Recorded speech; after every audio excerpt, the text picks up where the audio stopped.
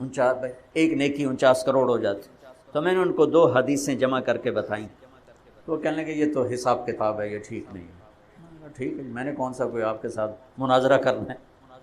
سکھر میں ہماری جماعت تھی، شکارپور سے ایک نوجوان ہمارے آیا، کالج کا لڑکا، میرا سن کے تو بیان سننے کے لیے آ گیا، اور پھر رات گزاری، تو پھر کہنے لگا جی ایک خواب سناتا ہوں آپ کو کہ میں نے سروزہ لگایا، سروزے سے میرا ہمت بندی کا چلہ لگاؤں گا، لیکن گھر گیا تو پھر ٹھنڈا ہو گیا، اور گزر گئے 1 مہینہ 2 مہینے 4 مہینے، یہ مجھے یاد نہیں۔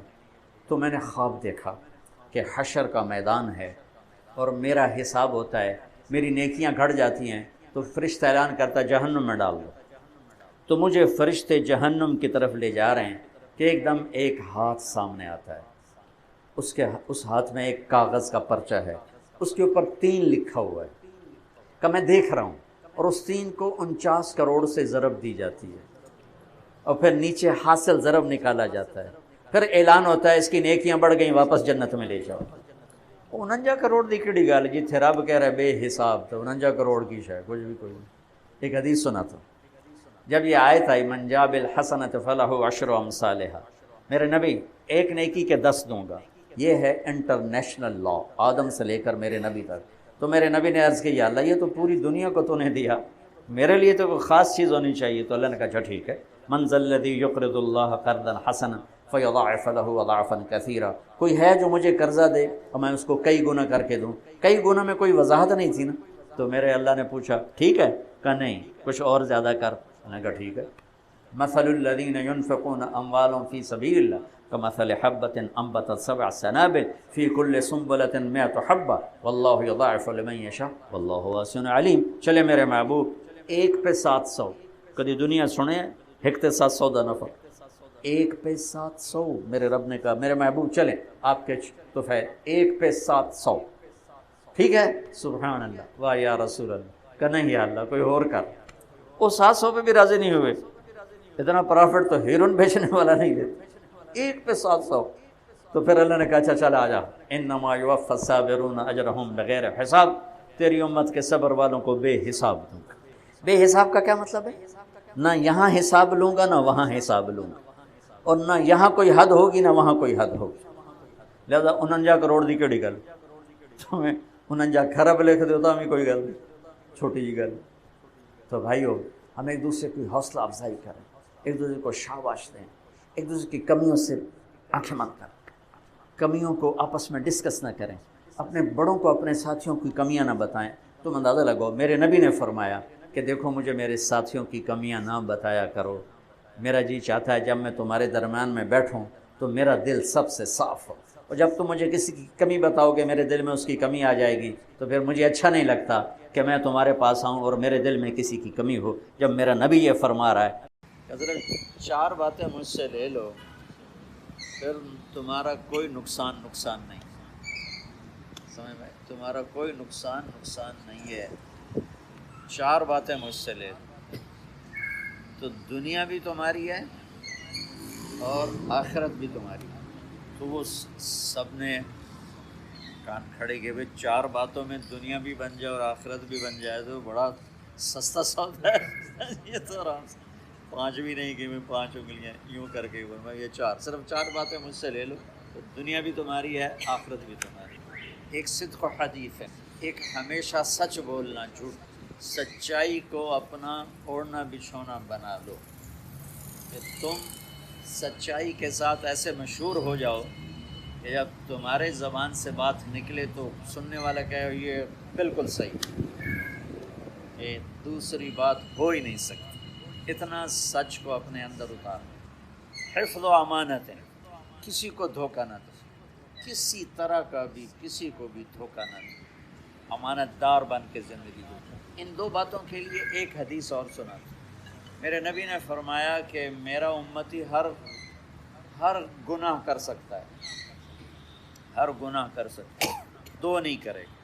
میرا امتی ہر گناہ کر سکتا ہے، بشر ہے نا، انسان ہے نا، 2 نہیں کرے گا، وہ میرا زمانہ ہو یا 2018۔ کیا یا رسول اللہ کا؟ ایک وہ جھوٹ کبھی نہیں بولے گا، ایک دھوکہ کبھی نہیں دے گا۔ ایک جھوٹ کبھی نہیں بولے گا، ایک دھوکہ کبھی نہیں بولے گا۔ یہ نہیں کہا کہ وہ نماز نہیں چھوڑے گا، وہ روزہ نہیں چھوڑے گا، وہ داڑھی نہیں شیو کرائے گا، وہ ٹوپی نہیں پہنے گا، وہ یہ نہیں کہا نا، وہ دو باتیں کہ ایک وہ جھوٹ کبھی نہیں بولے گا، ایک دھوکہ کبھی نہیں دے گا۔ تو میری دو باتوں کی تائید کے لیے میں نے ایک حدیث آپ کو اور سنائی۔ یہ آپ کی لائف کا میک اپ کر دیں گے۔ اب لوگ کیمرے کے سامنے میک اپ ہوتا ہے نا، تاکہ آپ خوبصورت نظر آئیں، اچھے نظر آئیں، لیکن لائف کا میک اپ کیسے کیا جائے؟ یہ تو چہرے کا میک اپ ہے، وہ تو اتر جاتا ہے، لیکن لائف کا میک اپ کیا ہے؟ وہ یہ میرے نبی کی 4 باتیں کہ اس سے لائف خوبصورت ہو جائے گی، کوالٹی آف لائف آپ کی انکریز کر جائے گی، اور آپ اپنی زندگی کا مزہ لیں گے۔ جیسے کھانے کا مزہ ہوتا ہے بھوک میں، اور نیند کا مزہ ہوتا ہے تھکن میں، ایسے آپ زندگی کا مزہ لیں گے۔ تیسری چیز فرمائی حسن و خلیقت ہے، کہ اپنے اخلاق اچھے کریں، اپنے اخلاق اچھے کریں۔ اور سارے اخلاق کا میرے نبی نے ایک جملہ بنا، جو برا کرو اس کے ساتھ اچھا کرو، جو برا کرنے والے کے ساتھ اچھا کرو۔ آپ نے فرمایا کہ اچھائی کرنے والا وہ نہیں ہے جو اچھائی کرنے والے کے ساتھ اچھائی کرے، اچھائی کرنے والا وہ ہے جو برے کے ساتھ اچھا کرے۔ اس کو پھر آپ نے یوں واضح کیا۔ تو تیسری چیز آپ نے فرمائی اپنے اخلاق اچھے کرنا۔ اچھے اخلاق کا 90% اس زبان سے تعلق رکھتا ہے۔ زبان کا بول پازیٹیو کرنا، زبان سے کسی کو دکھ دینا، گالی دینا، غیبت کرنا، جھوٹ بولنا، الزام لگانا، 3 چیزیں۔ چوتھا فرمایا عفت فی طعمۃ، اپنی کمائی حلال کمانا، حرام نہ۔ ایک حرام ہوتا ہے شراب بیچتا ہے، یہ تو حلال ہو ہی نہیں سکتا۔ ایک حرام ہوتا ہے کپڑا بیچتا ہے لیکن جھوٹ بولتا ہے، کم ناپتا ہے، تو اب یہ چیز حلال ہے، 2 وجہ سے حرام ہوگی، اس کو نکال دے تو حلال ہو جائے گی۔ تو عفت فی طعمۃ، اپنی کمائی کو حلال رکھنا۔ ایک اور حدیث یاد آ گئی، آپ نے فرمایا جو رزق حلال کماتا ہے اور کماتے کماتے صبح سے شام تک تھک جاتا ہے، اس دن کے سارے گناہ معاف ہو جاتے ہیں۔ جیسے نماز پڑھنے سے نہیں معاف ہوتا، نماز پڑھتے ہیں اللہ کہتا ہے گناہ معاف۔ میرا نبی کہتا ہے تو صبح سے شام حلال کمانے میں تھک کے گھر جا رہا ہے نا، آج کے دن کے سارا بیلنس برابر ہو گیا، معاف ہو گیا۔ یہ رزق حلال اتنی بڑی دولت۔ اور پھر ایک صحابی کو آپ نے دیکھا، ان کے ہاتھ بڑے ہارڈ تھے، آپ نے ان سے پوچھا تیرے ہاتھوں کو کیا؟ کہا جی مزدوری کرتا ہوں بچوں کے لیے، تو سخت ہو گئے ہیں۔ تو آپ نے ان کا ہاتھ پکڑ کے سب کے سامنے بوسہ لیا، پھر فرمایا بچوں کو حلال کھلاتے ہوئے جو ہاتھ ایسے ہو جاتا ہے اس پہ دوزخ حرام ہو جاتا ہے، اس پہ جہنم کی آگ حرام ہو جاتی ہے۔ تو اب سب نوجوان ہو، یہ 4 باتیں آپ لے لو، یہ میرے نبی کی ہیں۔ میں نے جب سے یہ حدیث پڑھی میں روز اس کو سنا، جب مجھے بولنے کا موقع ملتا ہے میں اس کو دہراتا ہوں کہ یہ 4 چیزیں پورے دین کو یوں سمیٹ کے، یہ 4 پلر ہیں جس پر ساری شریعت کھڑی ہے، سارا قرآن کھڑا ہے، ساری حدیث کھڑی ہے۔ سچائی کو اپنا زیور بنا لیں، دیانت اور امانت کو اپنے گلے کا ہار بنا لیں۔ آپ کو معلوم ہے میرے نبی کی 2 صفتیں ہائی لائٹ ہوئی، صادق امین، صادق امین، معلوم ہے نا؟ ہمارے نبی کو آ جاتا تھا صادق امین، کہ یہ 2 بیج ہیں جس میں پورا شریعت کا باغ۔ میرے نبی نے فرمایا، یہ آپ نے خود فرمایا، یہ باوضو رہنے کا پوچھنے پہ ایک صحابی نے پوچھا کہ میں چاہتا ہوں میرا رزق بڑھ جائے، تو آپ نے فرمایا باوضو رہا کر، رزق بڑھ جائے گا۔ اور باوضو رہنے کے کچھ اور فائدے بتاؤں۔ ایک دفعہ شیطان ہمارے نبی کی خدمت میں حاضر ہوا، آپ نے فرمایا یار اعتدار سے تیرے دشمن کتنے ہیں؟ کہنے کا 15۔ تو آپ نے فرمایا کون؟ کہ پہلے تو تسی ہو، پہلے دشمن تو میرے تسی۔ پھر اس نے فہرست گنائی، بات لمبی ہوتی جا رہی۔ اس نے کہا پھر وہ مومن مرد اور عورت جو باوضو رہتے ہیں وہ میرے بڑے دشمن ہیں، ان سے مجھے ڈر لگتا ہے۔ اور باوضو سو جاؤ تو موت آ گئی تو شہادت کی ہوگی، باوضو سو جاؤ تو ایک فرشتہ تمہارے لیے دعا کرتا رہے گا، باوضو سو جاؤ شیطان ڈر کے پیچھے ہٹ جائے گا۔ اور ایک بتا رہا ہوں جو میرے نبی نے خود بتایا پوچھنے کے بغیر، جو یہ چاہے اس کی عمر لمبی ہو اور اس کا رزق زیادہ ہو تو وہ اپنے ماں باپ کی خدمت کرے۔ تمہاری تو جابیں ہیں نا، تم کہاں ماں کو پوچھ سکتے، جاب ہے۔ میرے نبی نے کہا اپنے ماں باپ کو خوش کرے اور اپنے رشتے داروں پہ خرچ کرے اور ان سے اچھا سلوک کرے، اللہ اس کی عمر بھی بڑھائے گا اس کا رزق بھی بڑھائے، اور ماں باپ کی دعائیں وہاں پہنچا دیتی ہیں اللہ کی قسم جہاں کوئی نہیں پہنچ سکتا۔ میں نے اس زمانے میں میڈیکل چھوڑا جب ڈاکٹر ایک بہت بڑی تصویر تھی، چونکہ وہ ڈاکٹر تھے، بیوپاری نہیں تھے، سوداگر نہیں تھے، ادھم ہی لے لو ادھم ہی لے لو ادھم ہی لے لو، ڈاکٹر تھے۔ اور مولوی ایک کیڑا تھا، کیڑا، گندگی کا کیڑا، اور میں ایک ذمہ دار خاندانی جس میں تکبر کی انتہا، انسان کو انسان نہیں سمجھتے تھے ہمارے بڑے۔ تو اللہ نے میرا کانٹا بدلا، میرا ہاتھ پکڑا، آج میں آپ کے سامنے کھڑا ہوں۔ یہ اس کی مہربانی ہے، اس کا کرم ہے، اس کا فضل ہے، اس کا احسان ہے۔ تو میں کالج لائف تک بہت روڑ تھا، نہ ماں کی پرواہ تھی نہ باپ کی پرواہ تھی، تو میرے ماں باپ کو مجھ سے بہت گلہ رہتا تھا۔ تو میں لاہور میں پڑھتا تھا، تو میں خط اس وقت لکھتا تھا جو نہ پیسے مک جاندے ہیں۔ تو ایک دفعہ میرے باپ نے مجھے خط لکھا، بیٹا جب پیسے ختم ہوتے ہیں تو خط لکھتے ہو، کبھی ایویں بھی خط لکھ دیتا کر بھائی تیرا کی حال ہے۔ پتہ ہی نہیں صاحب ماں کسے کہتے ہیں، باپ کسے کہتے ہیں۔ تو نبی کی زندگی پڑھی تو پتہ چلا، آپ اندازہ لگائیں۔ بیٹا بہ جا بہ جا۔ میرے نبی نے فرمایا، یہ عورتیں بھی بیٹھی ہیں، کاش میری ماں ہوتی زندہ اور میں عشاء کی نماز کی نیت باندھ کے فرض نماز مسجد کی مصلی پر پیچھے نمازی ہوتے اور میں سورۃ فاتحہ شروع کر چکا ہوتا، الحمدللہ رب العالمین، اور ادھر میرے گھر سے میری ماں کہتی محمد، تو میں نماز توڑ کے کہتا جی اماں جان میں آیا، جی اماں جان میں آیا۔ یہ ماں کا مرتبہ بتایا۔ یہاں تو صرف پاؤنڈ کو دنیا جانتی ہے۔ میرا نبی بتا رہا ہے ماں باپ کی خدمت کرو، رزق بڑھے گا۔ اپنے رشتہ داروں سے لڑو نہیں، اچھا سلوک کرو۔ عام طور پر رشتہ دار آپس میں سینگ پھنسے ہوتے ہیں، اور ہمارے ذمہ داروں میں تو ویسے ہی توبہ توبہ توبہ توبہ۔ اسی لیکا چھک دیتا ہے، سمجھتا ہو اس بات کو؟ لیکا چھک دیتا، کیا مطلب کہ بس ہم نے دیوار کھڑی کر دی ہے، نہ اس کو ملیں گے، نہ اس کی شادی میں، نہ اس کی غمی میں، نہ اس کے جنازے میں، نہ اس کی میت میں۔ اس حد تک سنگین ہو جاتے ہیں۔ اور میرا نبی کہہ رہا ہے رشتہ داروں کی سختی کے باوجود اچھا سلوک کر، ماں باپ کی دعائیں لے، تو اللہ تیرا رزق بڑھا دے گا۔ تو جب میں تبلیغ میں لگا، مدرسے میں داخل ہوا، میرے والد اتنے ناراض ہوئے کہ مجھے گھر سے نکال دیا۔ 23 نومبر 1972، یہ تو مولوی بننا تو میرے گھروں نکل جا۔ 2 بار اتنے میرے والد اتنے جابر ذمہ دار تھے کہ لوگوں کے پیشاب نکل جاتے تھے جب وہ گرجتے تھے، درد سے باندھ کے مارتے تھے۔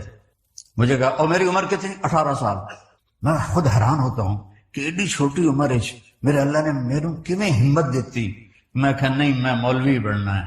پھر میرے باپ نے کہا اچھا نکل جا میرے گھر، 2 دفعہ کہا نکل جا میرے گھر۔ پھر جب اللہ نے میری زندگی پلٹی اور میں چھٹی میں آتا اور میں اپنے باپ کی خدمت کرتا، تیل لگاتا، پاؤں دباتا۔ نوکر ہوتے تھے، نوکرانوں تو ہوب نہیں نا، انہیں تو انجن کرنا ہوں۔ تو ایک ہمارے بزرگ لیٹے ہوئے تھے، ان کو لوگ دبا رہے تھے، تو کسی نے پوچھا حضرت کیا حال ہے؟ کہا جی بس میں صبر کا ثواب لے رہا ہوں اور یہ تھکن کا ثواب لے رہے ہیں۔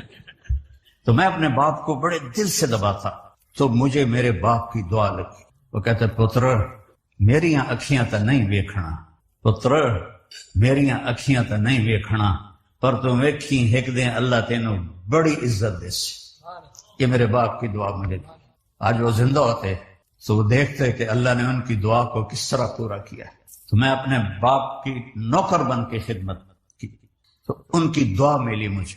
جب بھی میں دباتا وہ کہتے پتر میری آنکھوں نے تو نہیں دیکھنا، شاید کوئی دوسرے بھائی پنجابی نہ سمجھتا ہوں، بیٹا میری آنکھوں نے تو نہیں دیکھنا، لیکن تو دیکھنا ایک دن اللہ تجھے بڑی عزت دے گا۔ ماں باپ کی دعا لو، اپنے بچوں کو وقت دو، اپنے اولاد کے لیے وقت نکالو۔ میرے نبی سے زیادہ ذمہ دار اور مصروفیت میں دنیا میں نہ کوئی جم سکتا ہے نہ کوئی جمے گا، جن کے سر پہ 7 بر اعظم کے انسانوں کا بوجھ ہو، قیامت تک کے انسانوں کا بوجھ ہو۔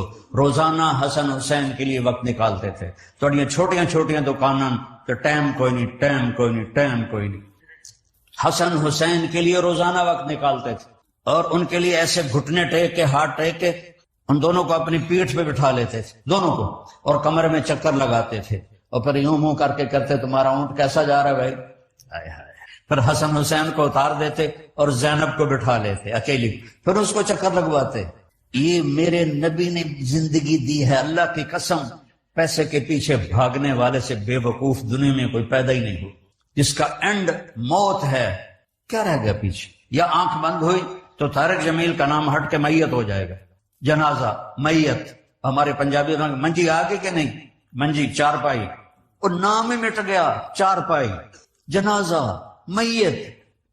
اس کے لیے ہم اپنی آخرت کو برباد کرتے، ہم اپنے نبی کو ناراض کرتے۔ یہ وہ اعمال ہیں جس سے اللہ رزق عزت سے دے گا، سکون والا، باوضو رہو، رزق آئے گا۔ ماں باپ زندہ ہیں تو خدمت کرو، مر گئے ہیں تو ان کے لیے نفل پڑھو، ان کے لیے دعا کرو۔ جب سے میرے ماں باپ زندہ دنیا سے گئے ہیں میں نے ان کے لیے نفل نہیں چھوڑے، حالانکہ میں کتنا سفر کرتا ہوں اور 6 سال سے سر درد کا بھی مریض ہوں، لیکن میں ان کے لیے نوافل پڑھتا ہوں، 10 اپنے باپ کے لیے پڑھتا ہوں، 10 اپنی ماں کے لیے پڑھتا ہوں، اور اللہ کی قسم میں 10 کروڑ نفل بھی پڑھوں تو ماں باپ کا حق ادا نہیں ہو سکتا۔ اپنی بیویوں کے ساتھ اچھا سلوک کرو، آپ نے فرمایا بہترین مسلمان وہ ہے جو بیوی کے ساتھ اچھا سلوک کرتا، ان کی کمی کوتاہی سے درگزر کرنے کا میرے نبی نے فرمایا، چونکہ وہ کمزور ذات ہے۔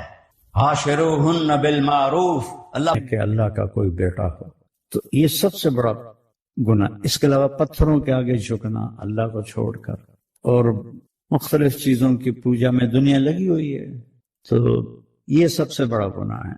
اس پر اللہ نے کہا ان اللہ لا یغفر ان یشرک بہ، شرک معاف نہیں کروں گا، ویغفر ما دون ذلک لمن یشاء، اس کے نیچے جس کو چاہوں میں معاف فرماتا۔ تو لا الہ الا اللہ، اللہ ایک ہے، اس کو بھگوان کا نام دو، وہ ایک ہے، اسے ایشور کہو، وہ ایک ہے، اسے خدا کہو، وہ ایک ہے، اسے رب کہو، وہ ایک ہے، اسے یزداں کہو فارسی میں، ایک ہے۔ قل هو اللہ احد، ان سے کہہ دو وہ اکیلا ہے، واحد نہیں کا، احد اسے کہتے ہیں جس کا دوسرا بن نہ سکے۔ محمد الرسول اللہ، محمد اللہ کے رسول۔ ہم خوش قسمت ہیں کہ ہم تمام نبیوں کو مانتے ہیں۔ یہودی موسیٰ علیہ السلام پہ آ کر رک گئے اور آگے دونوں نبیوں کا انکار کر دیا، عیسیٰ علیہ السلام کا بھی، محمد صلی اللہ علیہ وسلم کا بھی، بلکہ عیسیٰ علیہ السلام کو تو انہوں نے اپنے طور پر صلیب پہ ہی لٹکا دیا۔ اور جو ہمارے عیسائی حضرات ہیں وہ حضرت عیسیٰ علیہ السلام پہ آ کے رک جاتے ہیں اور محمد رسول اللہ کا انکار کر دیتے ہیں۔ ہمیں اللہ نے یہ توفیق دی ہے اس امت کو کہ آدم سے محمد تک سب نبیوں پہ ایمان، آمن الرسول وما انزل الیہ من ربہ والمؤمنون کل آمن باللہ وملائکتہ وکتبہ ورسلہ لا نفرق بین احد من رسلہ۔ تو یہ کلمہ پہلی شرط ہے، لا الہ الا اللہ محمد الرسول اللہ، اور محمد آخری رسول ہے، آپ کے بعد کوئی رسول نہیں۔ دوسرا نماز ہے، کتنی ہے؟ 5 نماز ہے، اور یہ وہ تحفہ ہے جو اللہ نے عرش پہ بلا کے دیا، باقی سارے عبادتیں زمین پہ اتاری، نماز کو عرش پہ بلا کے سامنے کھڑا کر کے دیا۔ 5 نمازیں روزانہ پڑھنی ہے، قضا ہو جائے سونے سے پہلے، قضا پڑھ لے تو حاضری لگ جائے گی۔ چھوڑ دینا شرک کے بعد سب سے بڑا گناہ ہے کہ اللہ کو سجدے کا انکار کر دینا۔ اس میں اللہ نے کوئی گنجائش نہیں رکھی سوائے اس کے کہ سفر میں 2 رکعت پڑھ لو، بیمار ہو تو بیٹھ کے لیٹ کے اشاروں سے پڑھ۔ جب مجھے ہارٹ اٹیک ہوا تھا تو میں صرف آنکھوں کے اشارے سے نماز پڑھتا رہا، معاف نہیں۔ معاف ہوتی تو امام حسین علیہ السلام کو کربلا میں ہوتا۔ 1447 سال میں ایسا واقعہ نہ ہوا نہ ہوگا، نہ پیچھے کبھی ہوا۔ نماز کا وقت ہوا، امام علی مقام نے اپنے سردار زہیر سے فرمایا کہ شمر سے کہو کچھ دیر رک جائے، میں نماز پڑھ لوں۔ جن کو دودھ پیتے ہوئے جنت کی سرداری مل گئی ہو، یہ کربلا کی وجہ سے نہیں جنت کے سردار بنے، یہ تو ماں کا دودھ پی رہے تھے تو آپ نے کہا حسن حسین جنت کے نوجوانوں کے سردار، ان کی ماں جنت کی عورتوں کے سردار ہے اور علی ان سب سے افضل ہے۔ یہ اس جگہ پر کہہ رہے ہیں مجھے نماز پڑھنے دو، اس سے مطلب میرے رونگٹے کھڑے ہو جاتے ہیں اللہ کہ کس طرح امت نماز چھوڑ رہی ہے، جن کو جنت کی شہزادگی دے دی گئی، اور وہ دیکھ رہے ہیں کہ یہ لاش پڑی ہے، یہ لاش پڑی ہے، یہ لاش پڑی ہے، یہ ہاتھ کٹ گیا ہے، یہ خون ابل رہا ہے، نماز پڑھنے دو۔ شمر نے کہا ہم جنگ نہیں روکیں، ٹھیک، 2 حصوں میں تقسیم کیا، آدھے نماز پڑھو آدھے جنگ کرو۔ پھر جو پڑھ کے آئے ان سے کہا تم جنگ کرو، ان سے کہا تم نماز پڑھو۔ اصل سے پہلے سب کے ساتھ نیزوں پہ چڑھے. کتنی بڑی تاریخ ہے.